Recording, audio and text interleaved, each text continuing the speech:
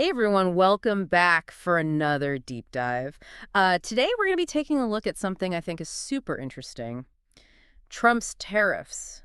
Really a pivotal moment in global trade, I think. Yeah, definitely a lot of moving pieces with this one, and it's really about more than just economics. It's Right, it's like economics and geopolitics all kind of mixed together, right? absolutely. So we've got some really interesting excerpts from a document called the Pasted Text to kind of guide our discussion today. Should we just jump right in? Let's do it. Okay, cool. So the document starts off by talking about Trump's America First vision. This idea of protectionism as a way to strengthen domestic industries and, reduce that trade deficit that was a big thing for him. And that message really resonated with his base, Yeah. especially those folks in like the industrial Midwest who felt like they've been on the losing end of globalization. Those Right. manufacturing jobs going overseas and Yeah, that $55 billion deficit with Canada that's mentioned in here really seemed to fuel that narrative. right, it was like a tangible example of how the US was getting a raw deal. Exactly. So there's this economic motivation, wanting to protect American jobs and industries,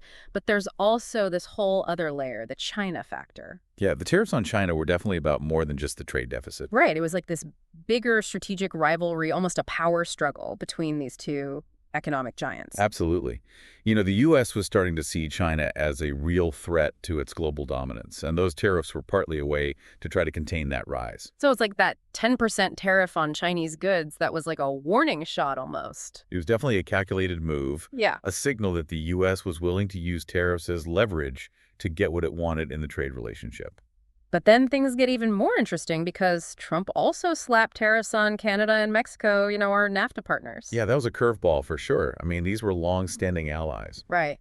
And it really raised questions about what Trump's endgame was. Some experts even suggested he might be trying to blow up NAFTA altogether, renegotiate it from scratch to get a better deal for the U.S. It definitely added a layer of uncertainty to those relationships. And then there was that whole comment from Trump about potentially incorporating Canada as a U.S. state. Oh, yeah, that didn't go over too well up north.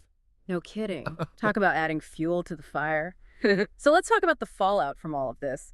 What was the economic impact of these tariffs? Well, one of the most immediate effects was that prices went up for consumers.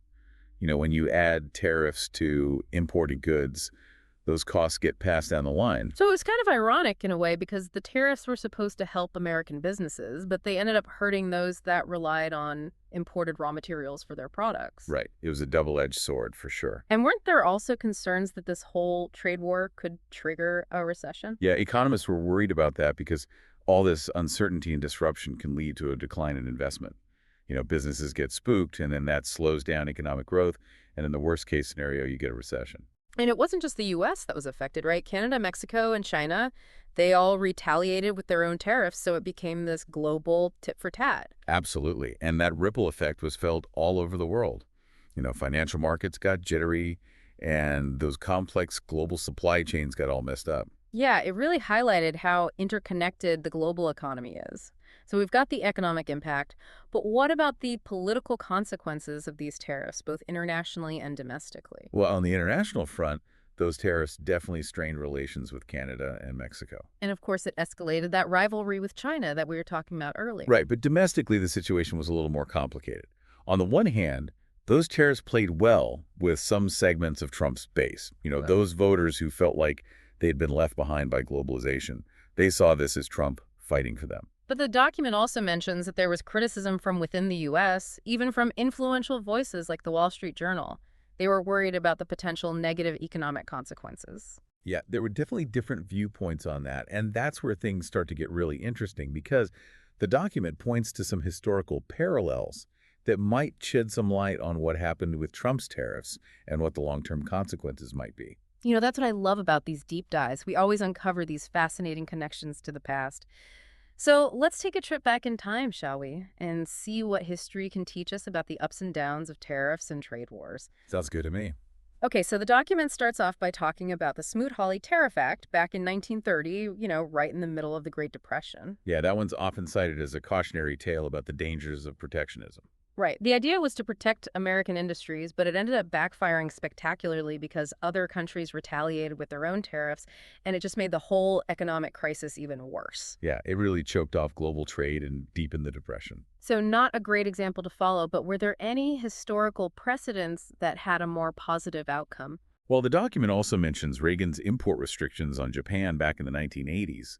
Those were aimed at protecting the U.S. auto industry from Japanese competition. Right. I remember that being a big issue back then. Yeah, and those restrictions did manage to reduce the trade deficit with Japan to some extent, but they also strained U.S.-Japan relations, and some argue that they actually helped Japan's electronics industry to take off, so it's a mixed bag. Interesting. So it sounds like using tariffs to protect domestic industries is a pretty risky strategy, but what about using them as leverage in trade negotiations? Did Trump's tariffs achieve that goal? That's a question we'll explore in more detail in the next part of our deep dive, but the short answer is it's complicated. There were definitely some wins for the U.S. Okay, I'm intrigued. But before we move on, I want to take a step back and look at the bigger picture. What do Trump's tariff decisions tell us about the global trade system as a whole? Were these just isolated moves, or was there something more fundamental going on? I think it's safe to say that these decisions signaled a potential shift in the global trade landscape. For decades, the prevailing wisdom was that free trade was the way to go. Lower barriers, more globalization, more interconnectedness. The rising tide lifts all boats kind of thinking. Exactly. But Trump's approach was a real departure from that. He was much more focused on national economic sovereignty. This idea that countries should prioritize their own interest and be less reliant on global trade. So it's almost like a pendulum swinging back towards that national sovereignty idea. Yeah, And, the rise of China as an economic superpower probably played a role in that shift too. absolutely. China's emergence has really shaken things up. Yeah. And it's forced the U.S. to reevaluate its role in the global economy. And when we talk about the US and China, it's not just about trade, right? There's this whole bigger competition playing out between them in areas like technology and national security. It's like this rivalry that's shaping the 21st century. You got it. The trade conflict is just one piece of that puzzle. It's a lot to wrap our heads around, but we've covered a lot of ground already in this first part of our deep dive. We've explored the context, the economic and political impact, and even some fascinating historical parallels. And in the next part, we'll delve deeper into the strategic dimensions of Trump's tariffs, the negotiations that resulted, and the long-term consequences for the global trade system. I can't wait to hear more about that. We'll be right back after a short. Welcome back to our deep dive. We were just talking about those historical parallels, and it really seems like this back and forth between protectionism and free trade has been a constant in U.S. history. Yeah, it's like this tug of war that's been going on for centuries. Exactly. In the late 1800s and early 1900s, the U.S. was all about protectionism, using high tariffs to shield its industries from foreign competition. Kind of like... It's like protecting a baby bird in the nest, right? Until it's strong enough to fly on its own.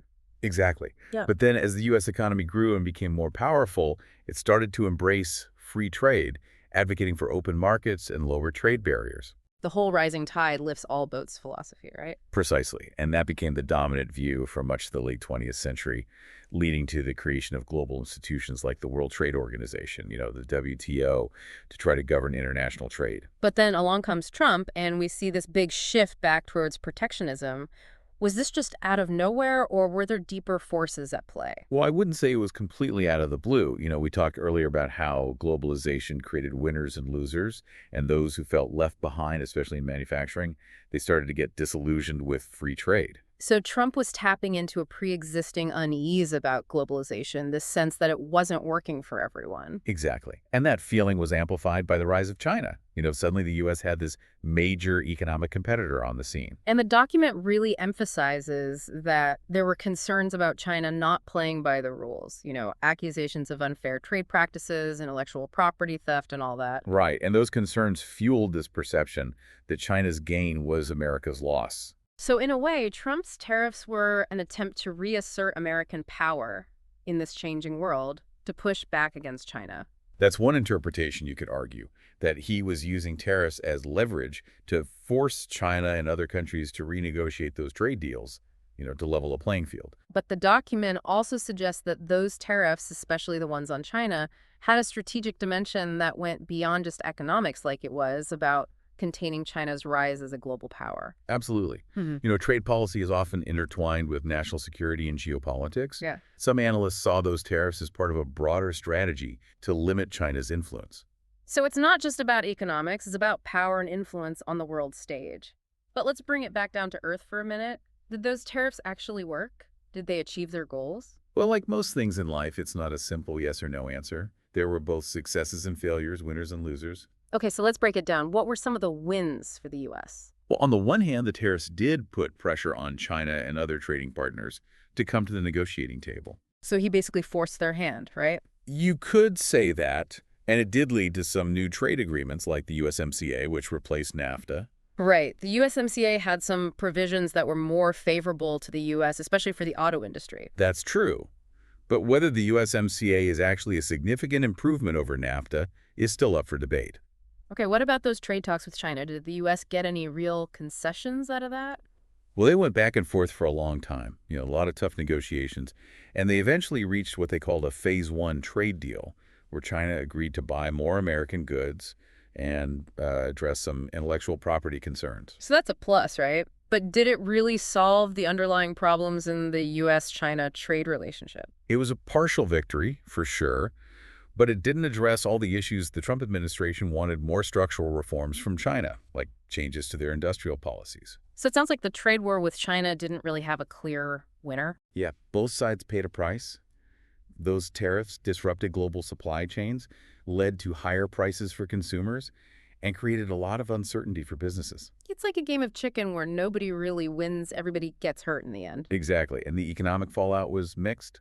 Some industries benefited from the tariffs while others were hurt. And then there was the political cost, too. Those tariffs strained relations with allies like Canada and Mexico. Yeah, that's an important point. It wasn't just about the economic bottom line. So it seems like Trump's tariff strategy was a gamble, a high-stakes one with mixed results. It was definitely bold and unconventional. Whether it was ultimately successful is a question historians will be debating for years to come. But, beyond the economics and the politics, the document also hints at a deeper philosophical dimension to all of this, like this tension between globalization and national sovereignty. That's right. It's not just about tariffs and trade deficits. It's about how we think about the world, the role of nations, and the future of globalization. Okay, now you're really getting me thinking. This is getting deep. And that's what we'll be exploring in the final part of our deep dive. We'll delve into those philosophical and ideological underpinnings and see what they tell us about this pivotal moment in global trade.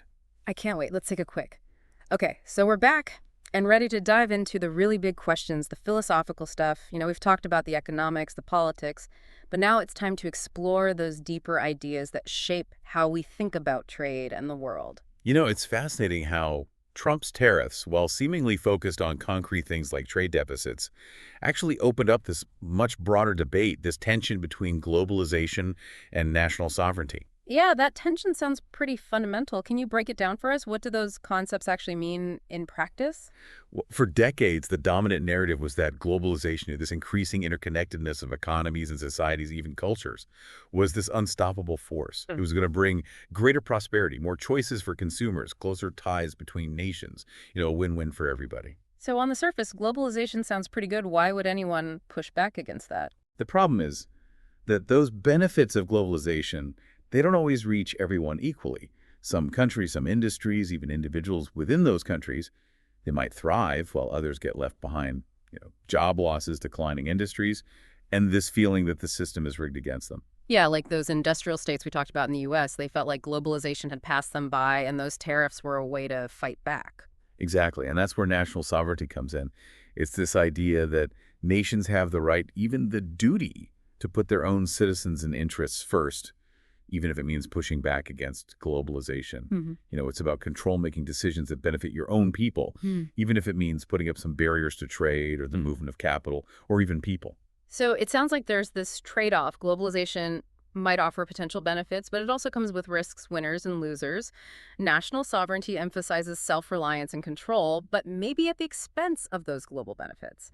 That's the heart of the debate that Trump's tariffs reignited by focusing on protecting American jobs and challenging China's rise. Those tariffs tapped into this desire for more national control, a feeling that maybe the U.S. had given up too much in this pursuit of a globalized world. Like a pendulum swinging back and forth between globalization and national sovereignty. And Trump pushed that pendulum towards national sovereignty, at least for a while. That's a great analogy. And where that pendulum ultimately ends up will have huge implications for the future, not just for the global economy, but for international relations, for how we live our lives. Wow, that's a lot to take in. So, what does all this mean for the average person trying to make sense of the world? What should we be paying attention to? It means we need to ask ourselves some tough questions. What kind of world do we want to live in? A world that's interconnected with open borders and free flow of goods and ideas, or one where national borders matter more, where countries prioritize their own interests, even if it means less global cooperation? Those are some really big questions, and honestly, I don't have the answers. And that's what makes this whole topic so fascinating. There are no easy answers. It's about understanding these complex trade-offs, recognizing that there are benefits and risks to each path we choose. The pace to text really gets you thinking about these bigger issues. It's not just about tariffs, it's about the kind of future we're creating. Absolutely. Trump's tariffs were like a symptom of this deeper shift, this rethinking of how we approach globalization and the role of nations in the world. So, where do we go from here? What's the next chapter in this story? What should we be watching for? That's the million-dollar question. Mm. The decisions we make both individually and as nations will shape the world of tomorrow. Will we double down on globalization, try to manage its challenges and maximize its benefits? Or will we see a retreat towards more nationalistic policies with countries focused on self-sufficiency and control? It's like we're standing at a fork in the road, and the path we choose will determine our collective destiny. That's a powerful image. And as we move forward, it's crucial to stay informed, to have these conversations, and to think about the long-term consequences of the choices we make. That's what we try to do here. And the deep dive, thanks for joining us on this journey. We've covered a lot of ground today, but the conversation doesn't end here. It's up to all of us to keep exploring, keep asking those tough questions, and never stop diving deep.